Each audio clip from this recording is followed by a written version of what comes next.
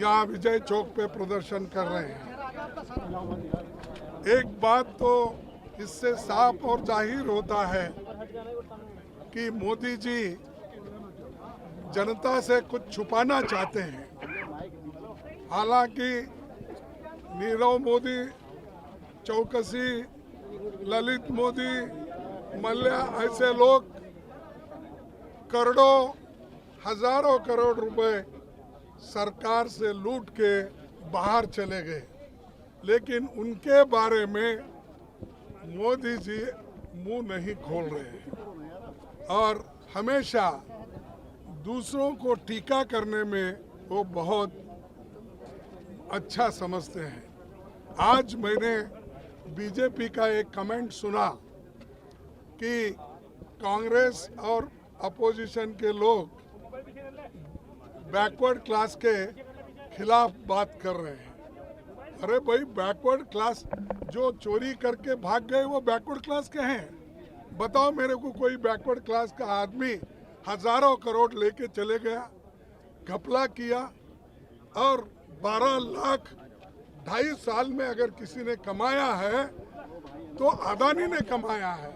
वो कमाने के लिए अगर कोई मदद किया है तो मोदी जी ने किया है। हम अदानी की बात कर रहे हैं तो ये बीच में झगड़ा लगाने के लिए बैकवर्ड क्लास, फॉरवर्ड क्लास बोल रहे हैं। अरे पैसे जो हड़प कर रहे हैं उसके लिए हम तो जेपीसी चाहते हैं। यहाँ पर बैकवर्ड फॉरवर्ड का सवाल कहाँ आ गया? ये एक तरफ, और दूसरी तरफ जो हमारा एक ही मुद्दा है, जनता का पैसा है, LIC का, आपका पैसा उसमें लगा हुआ है और बैंक में जो डिपॉजिट रखते हैं वो भी सामान्य जनता का होता है। ये सब पैसा निकालकर लोन देकर उनकी जो कितनी उनकी असेट है उसका कोई ब्यौरा उन्होंने नहीं लिया।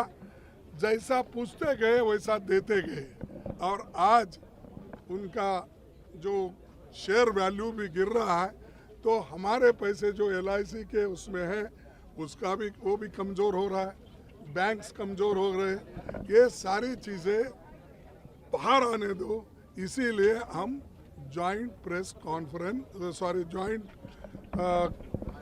पार्लियामेंट्री कमेटी चाहते हैं और इसी मुद्दे पे हम लड़ रहे हैं 4 महीने से, लेकिन सरकार सुनना नहीं चाहती। उनको क्या दिक्कत है? क्योंकि जेपीसी में तो उनके मेंबर ज़्यादा होते हैं, उनका तो 2/3 मेजॉरिटी है। इसके बावजूद वो डर रहे हैं। क्यों?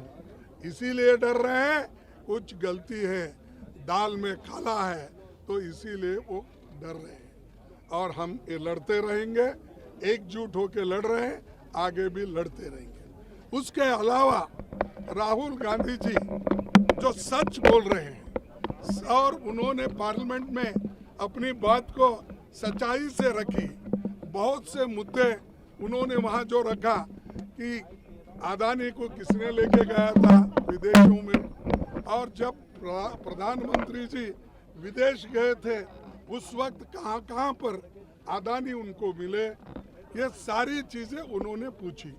क्या ये गलत है? पार्लियामेंट में इंफॉर्मेशन लेना गलत है? और इसलिए वो आज राहुल जी को भी बोलने नहीं दे रहे और उनके लिए उनको एक्सप्लेन करने के लिए भी वो नहीं दे रहे। इसका मतलब क्या है कि हम लूटते रहेंगे, तुम मुंह बंद करके रहो, ये उनकी चाल है। और अब आज भी कोशिश की है राहुल गांधी जी बोलने के लिए, उन्होंने चिट्ठी लिखी थी और 3 दिन पहले भी उन्होंने चिट्ठी लिखी थी कि मुझे बोलने के लिए आप परमिशन दीजिए।